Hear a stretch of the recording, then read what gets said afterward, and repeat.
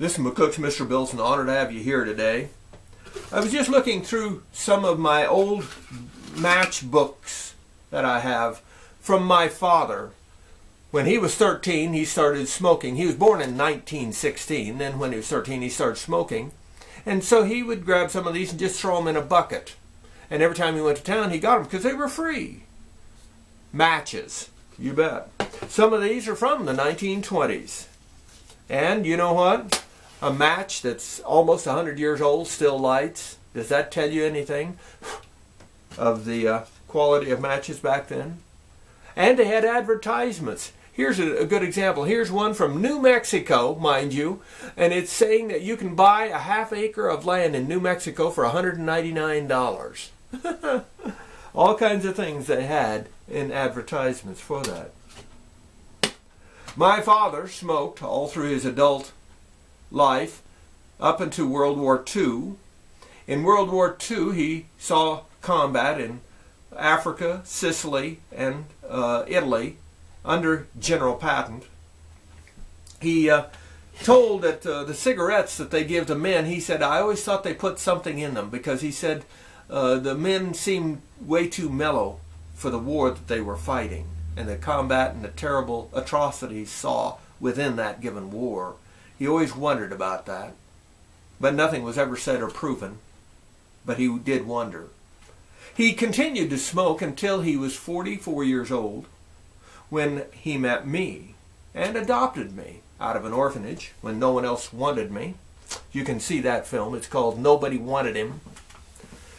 2 years later then, after I was 6 years old, we went to town one day, and I'd done some errands for an elderly lady in town while we were there, and she gave me a quarter. Back then, a quarter could actually do something. That quarter was going to buy me a comic book and a pack of BBs. Comic book and a pack of BBs. I had the quarter, and Dad realized he was out of cigarettes and he needed some money. Okay. I said, oh, here, take my quarter. And so he did, went in and bought a pack of cigarettes. When he came out, he got in an old pickup, and he said, you know, I shouldn't have taken your quarter. And I said, that's okay, that's fine. When we got home, he went out in the pasture beside the house. We sharecropped back then. He smoked one last cigarette. Not from that pack, though. And he came in, and he took the pack that he had bought that day and set it up on a counter there in the kitchen, and he went around the house and out in the shed and in the other vehicles, finding any cigarettes that he could, and he threw them in the trash and burned them up. Now, he didn't stop smoking for his health or for the cost, because he had tried that many times before and couldn't stop smoking, as most people have a hard time. Never forget, the experts say as little as 3 cigarettes can get you addicted to the habit.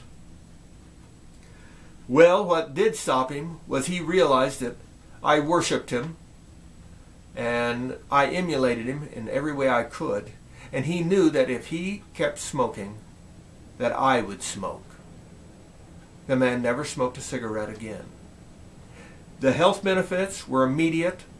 Within a few days, he said I could walk out outside in the early morning and smell the fresh air. His eyes that always bothered him for being so dry cleared up.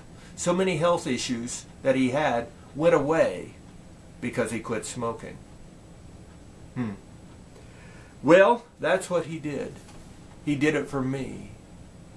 And he realized that it would be my curse. The curse of the father can be the curse of the son or daughter.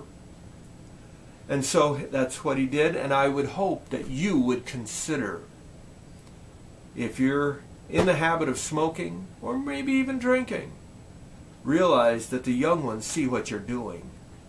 Maybe it's the habit of cursing. Whatever it is, realize that there are young ones around you, whether you see them or not, whether they're your children or not. And they, looking up to you as an adult, will quite often want to emulate you. Mr. Bill, I have never smoked a cigarette in my life. I, as my father, never drank a beer in my life. I would hope that you would consider such actions for your own health and not to put a curse on the next generation. Matchbooks. There's a good reason to have them, but not for smoking. Rate this film